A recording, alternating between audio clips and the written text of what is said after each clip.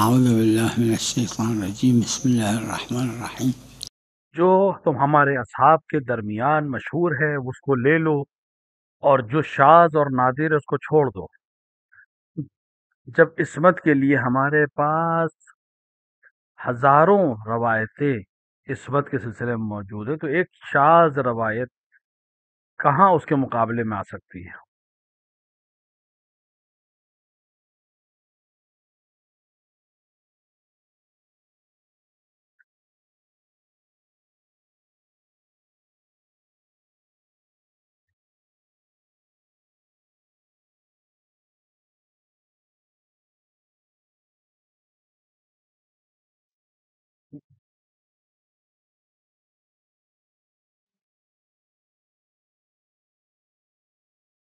اگر آپ روایات عصمت کو دیکھیں گے اور وہ کثیر تعداد میں ہیں، تو حکم یہ ہے کہ جو ہمارے اصحاب کے درمیان جو مشہور ہے اسے لیں۔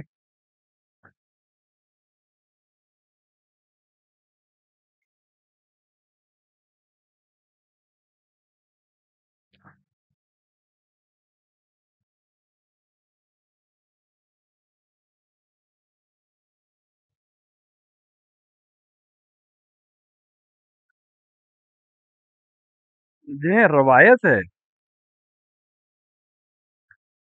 لیکن اس کے مقابلے میں بہت سی روایات ہیں جس میں علماء نے ہمارے بیان کیا ہے کہ حق الناس مقدم ہے۔ البتہ میرا نظریہ یہ ہے کہ میں نے اکثر بیان بھی کیا ہے کہ یہ اس پہ اختیار ہے، کہ اس پہ بھی علماء نے عمل کیا ہے۔ لیکن اگر علمی بحث کو دیکھیں تو چونکہ اس روایت کے مقابلے میں بھی روایت ہے، لہٰذا حق الناس کو مقدم جانا ہے بہت سے۔ دیکھیے، تعارض کا مطلب ہی یہی ہے کہ دونوں ٹکرائیں گے پھر ختم ہو جائیں گے۔ میں نے اس ٹکڑے کو عروۃ الوثقی کے علاوہ اپنے حواشی میں لکھا ہے۔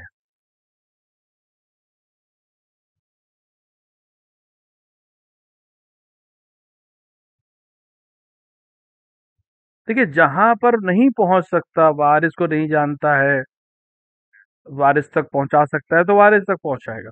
اگر نہیں جانتا ہے تو پھر یہ سب ہو جائے گا، ان سب کا وارث ہو جائے گا امام یا فقیہ جامع الشرائط، وہ ادا کرے گا، اس کو جا کر دے گا۔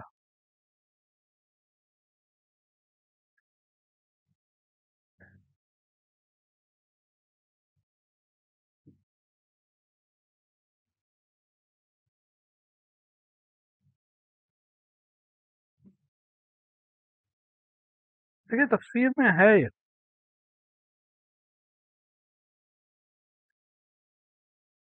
دیکھیے، مناسبت حکم موضوع سے مراد سب ہے، یعنی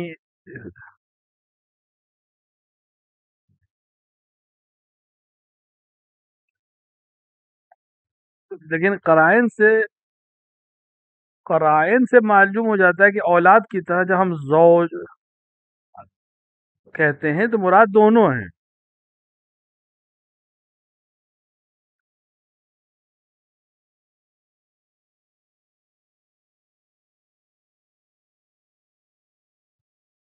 اور حکم میں کوئی فرق نہیں ہے، ورنہ اولاد کے لیے اولاد استعمال ہوتا ہے، ازواج سے یا زوج سے مراد دونوں ہوتے ہیں۔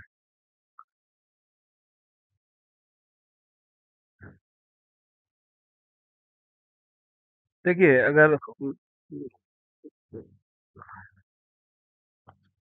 مرنے والی زوجہ کے تمام اخراجات دفن کے وغیرہ وغیرہ کے، وہ شوہر پہ اگرچہ وہ غنی ہو اور شوہر فقیر ہو۔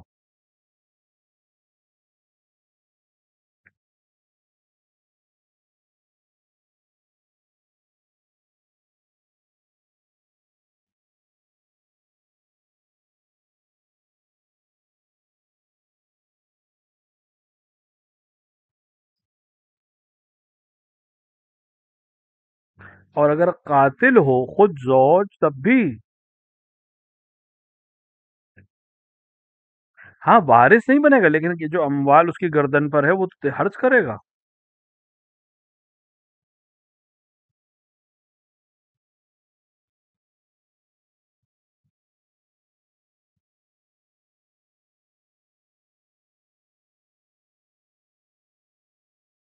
میں نے اس کو کئی دفعہ اس کو بیان کیا کہ قیمت جو ہے وہ قید کرنے کی چیز ہے، وہ اللہ بیان کرنے کے لیے ہے، وہ اللہ اصل اس کی جو اہمیت ہے یا ویلیو ہے وہ نظر میں ہوتی ہے. اور اس کی تاکید میں یا تائید میں روایت کو میں پیش کر رہا ہوں آپ کے ساتھ کہ حج میں، میں دلیل نہیں کہہ رہا ہوں، لیکن اصل جو یہ روایت ہماری مدد کرتی ہے. اگر کوئی وصیت کرے کہ ہر سال میرے لیے حج دینا اور مثلا 20 دینا،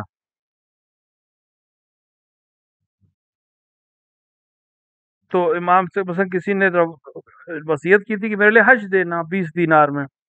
اب اس کے پاس اب حج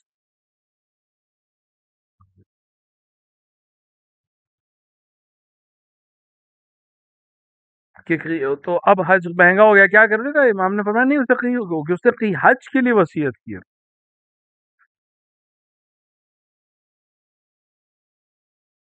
کیونکہ اس سے برا امام نے نہیں کہا کہ اب حج نہ دینا. امام نے فرمایا کہ نہیں، پیسے نہیں، تم حج کی قیمت عطا کرو. کیونکہ جو اس نے 20 کہا ہے اس کی اپنی کوئی خصوصیت نہیں ہے، عدد سے مطلب نہیں ہے. اس نے عدد اس وقت کی قیمت کو بیان کرنے کے لیے استعمال کیا.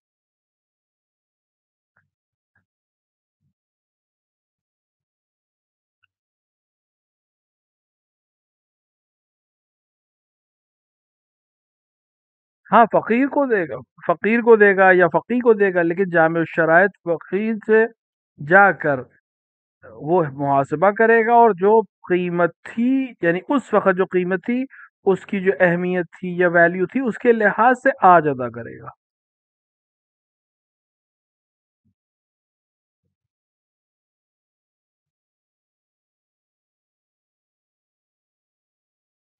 دیکھیے اگر مثال کے طور کے اوپر اشکال آ جائے یا کوئی،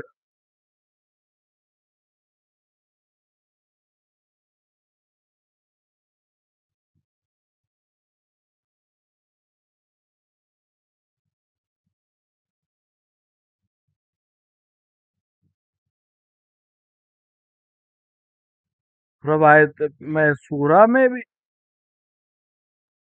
اصل یہ کہ علماء نے اس اطلاق کے اوپر عمل کیا ہے.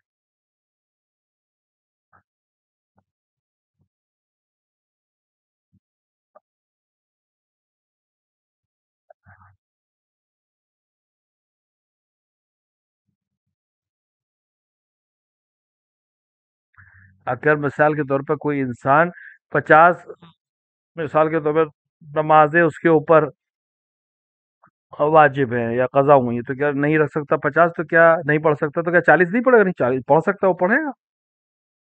جتنا اس کو کر سکتا اتنا تو ادا کرے گا.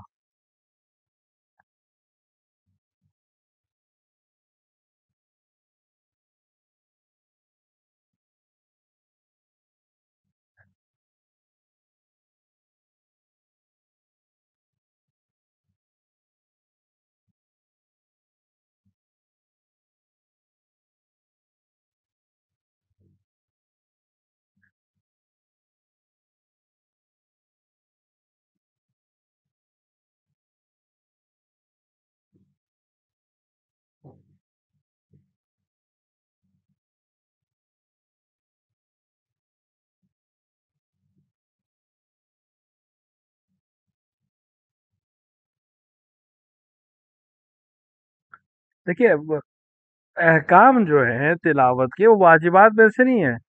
بعض موارد میں جہاں معنی کے بدی بعض نے کہا ہے، جیسے ولضالین کا مد، جیسے یرملون کا ادغام، جیسے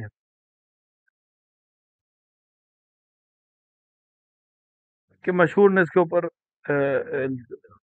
اس کو اہمیت دی ہے کہ اس کو کوشش کرے کہ اس کی رعایت کرے. لیکن یہ واجب نہیں ہے کہ بالکل احکامات جو قرآت ہیں اس کو صد عمل کیا جائے اس پر.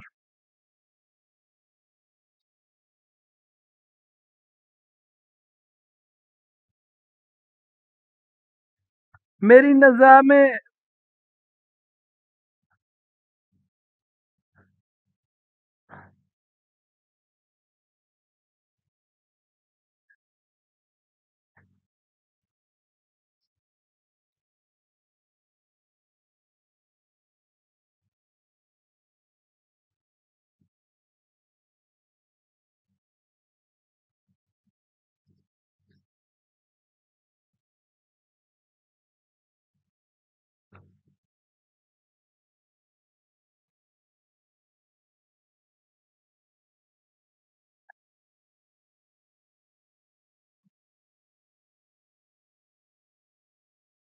اگر اس نے امام کے ساتھ سلام کیا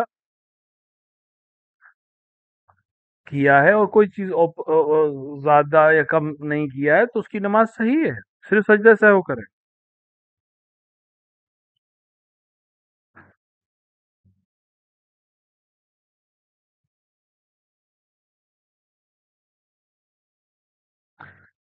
ہاں اگر مثال کے طور پر سے عشاء کی نیت کی امام مثلا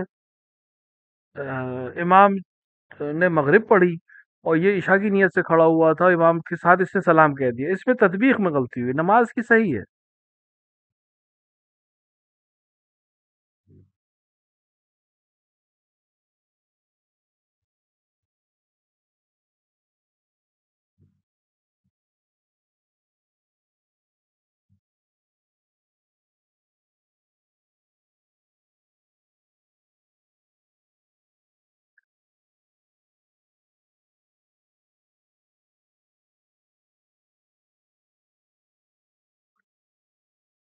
دیکھیے یہ بحث وہی ولایت اور حزبیہ والی ہے، امور حزبیہ والی ہے. جو قائل ہے وہ کہے گا کہ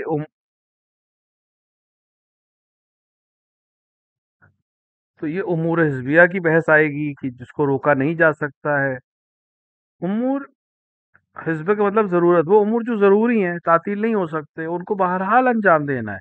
عادل مومنی نہیں تو پھر حتی فاسق مومنی.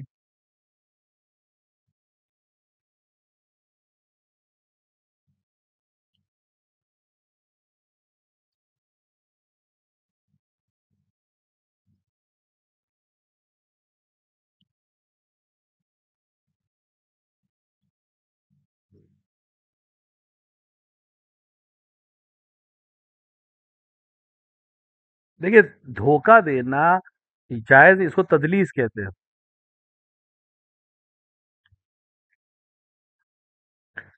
مگر یہ کہ مثال کے طور پہ وہاں پہ علامت لگائے کہ یہ صاحب کتاب کا نظریہ نہیں ہے، میں بیان کر رہا ہوں مثلا.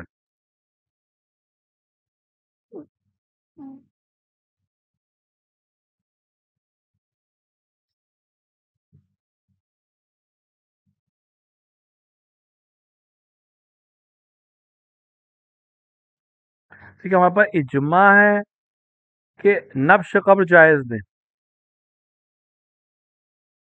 اب ہمارا استثناء ہے کہ اگر یہ علم ہو کہ میت مٹی ہو چکی ہو، یعنی خاک پہ تبدیل ہو چکی ہو، تو پھر کر سکتے ہیں نبش. تو اگر آپ کو یقین ہے کہ وہ خاک ہو چکی ہے تو اس کو نبش قبر کیا جا سکتا ہے، وہ الا جائز نہیں ہے.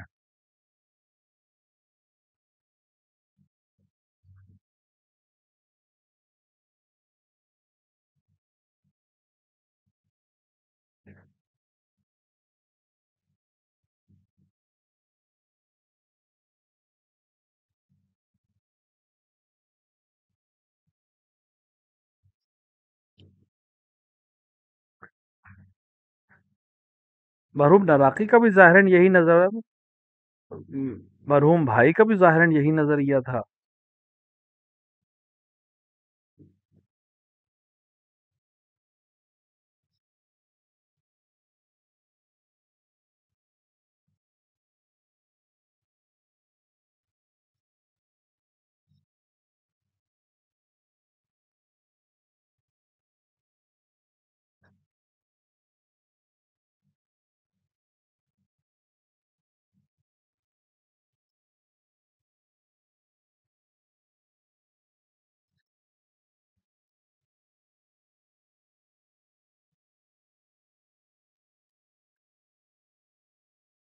دیکھیے جب عالم نے کہہ دیا کہ واجب نہیں ہے اور اس کے اپنے ورجہ نے احتیاط وجوبی کہا ہے تو یہ اپنے دوسرے کے اوپر عمل کر سکتے.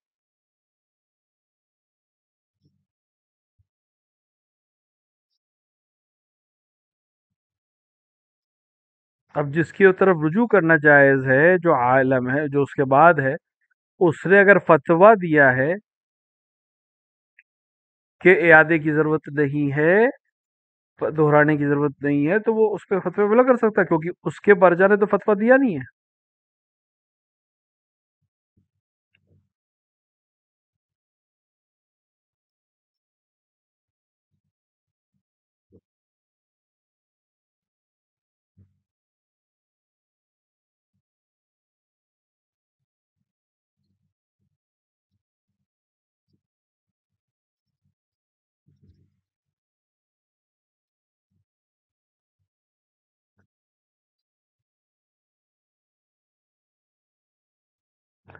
یعنی کہنا یہ چاہ رہے ہیں کہ تو اس سے زیادہ عظیم ہے کہ مجھ پر عذاب کرے.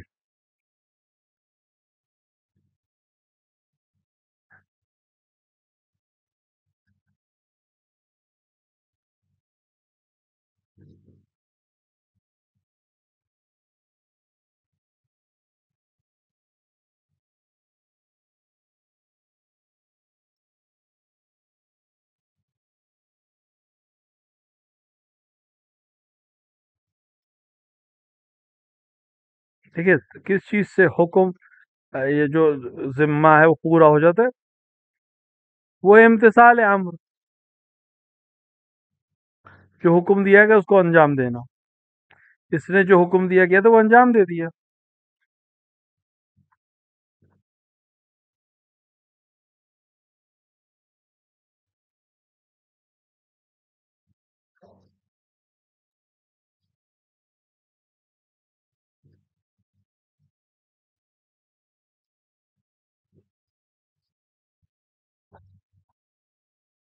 میں نے اس کو کئی دفعہ ذکر کیا ہے.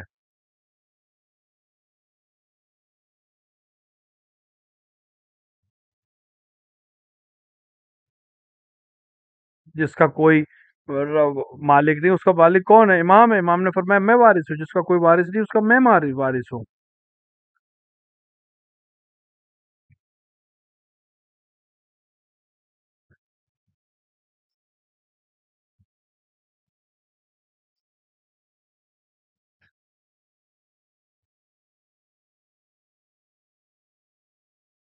جب روایت کہہ رہی ہے کہ تم پر حجت ہے اور میں اللہ کی حجت ہوں، تو اب امام نے جب فرمایا کہ فقیہ جامع الشرائط سے رجوع کرو ان امور میں، جیسے اموال میں، تصرف اموال میں، عرض میں، عرض میں اور خون میں نہیں، باقی چیزوں میں اس کو تصرف کا حق ہے.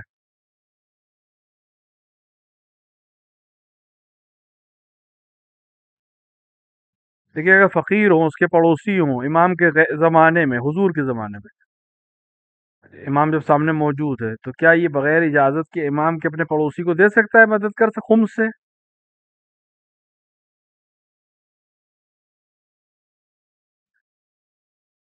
ہاں باب فضولی سے دے دے اور بعد میں جا کے اجازت لے لے تو کوئی حرج نہیں ہے.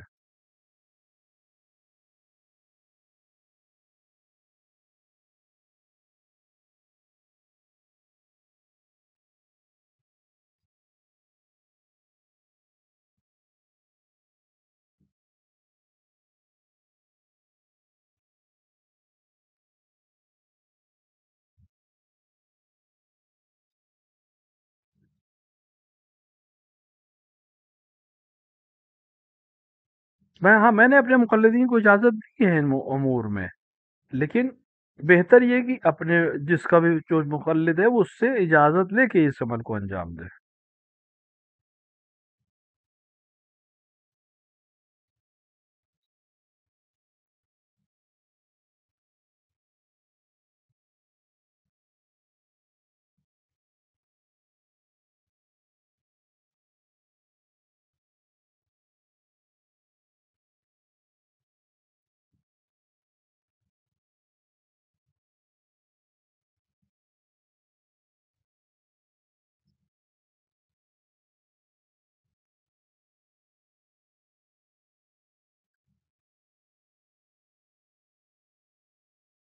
اس سے اہم تر قرآن ہے، قرآن میں موجود ہے.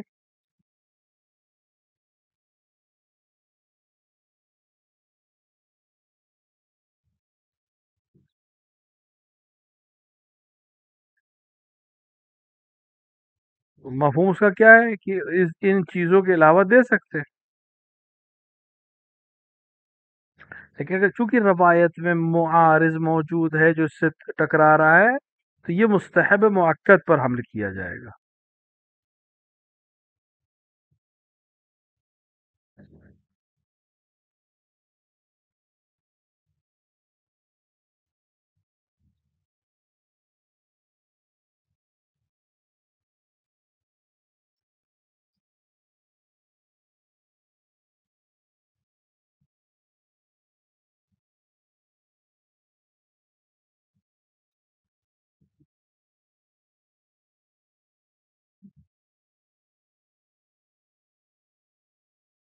دیکھیے جہاں بھی شک ہوگا، شک وہاں پہ اصل کیا ہے کہ نہیں، عدم.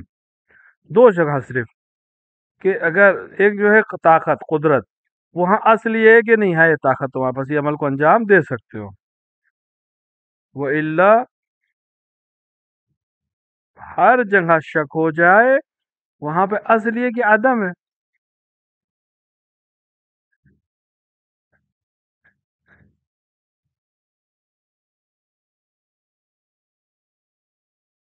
جہاں بھی شک ہو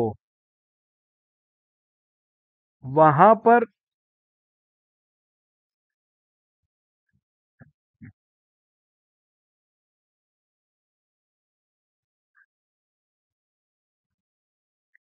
اگر شبہ محصورہ ہو جائے تو وہ اس حساب سے عمل کرے گا. شبہ غیر محصورہ ہے، وہ اس حساب سے عمل کرے گا.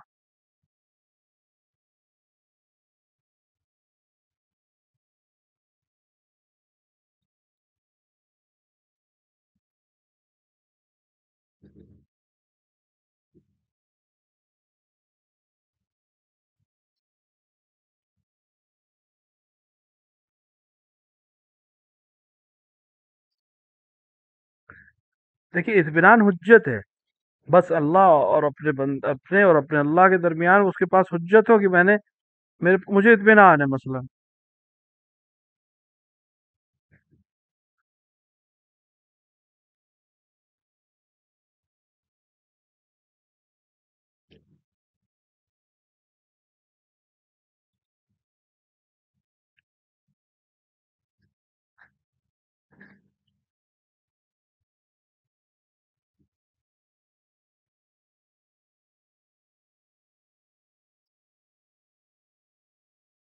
قربہ میں موجود ہے یہ، میں نے اس پہ حاشیہ لگایا ہے، آپ دیکھیں اس کو جا کر.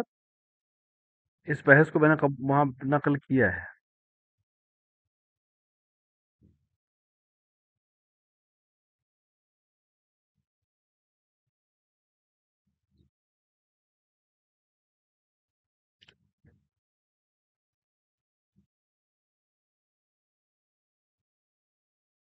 پیغمبر نے اپنی دونوں ہاتھ کی انگلیوں کو اپنے سامنے، دونوں انگلیوں کو برابر کیا، دو ہاتھ کی دونوں انگلیاں، تاکہ یہ نہ کہ دونوں برابر ہوں.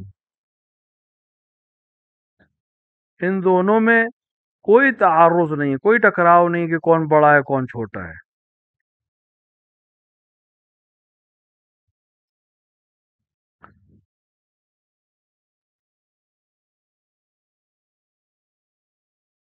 دیکھیے اخلاق ہے، احکام ہے، جو اور ہر وہ چیز جو اسلام میں واجب ہے، دین وہ ہے.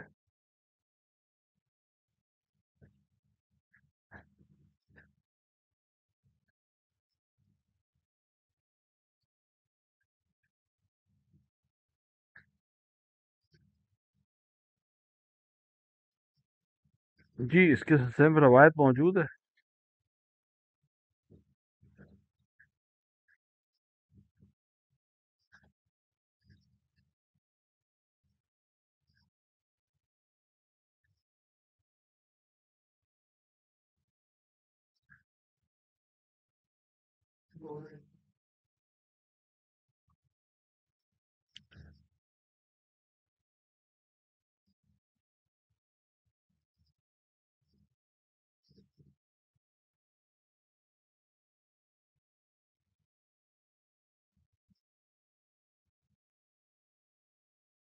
خدا نے خود آسان کیا ہے. خدا نے کہا کہ اگر آپ کو نہیں معلوم ہے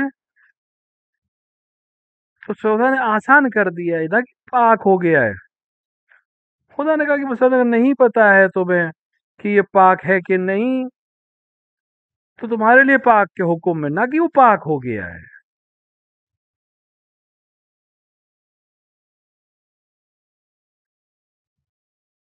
اگر ہاں اطمینان ضروری نہیں ہے، لیکن مگر یہ کہ اطمینان خلاف ہو.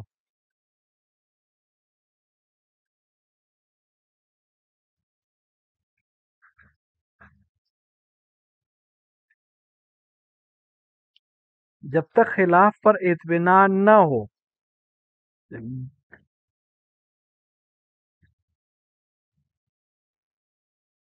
خدا نے خود آسان کیا ہے.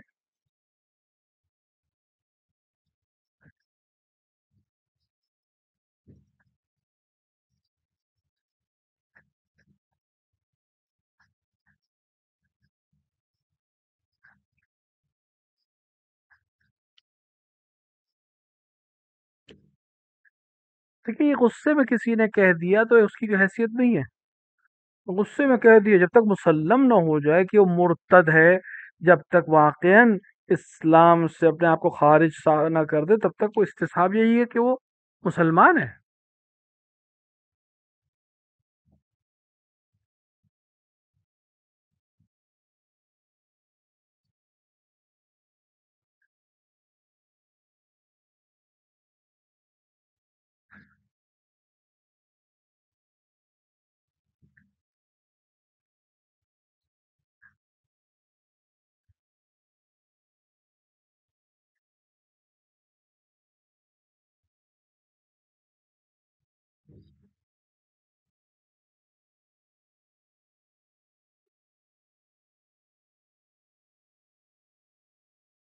دیکھیے ید مسلم ان کے لیے جو خیال نہیں رکھتے، وہ اللہ جو شیخ انصاری جیسے لوگوں کے لیے نہیں ہے جو احتیاط.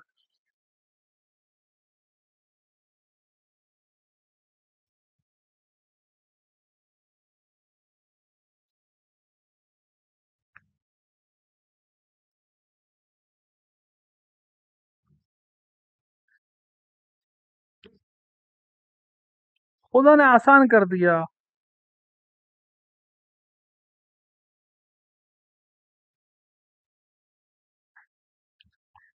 خدا نے اپنے بندوں کے لیے آسانی فراہم کی ہے کہ وہ اس کے بندے زیادہ پریشانی میں مبتلا نہ ہوں. لہٰذا ہاں اگر اس کے خلاف ہمیں علم ہو جائے تو پھر اس پر عمل کریں گے. وہ اللہ آسان کیا ہے خدا نے.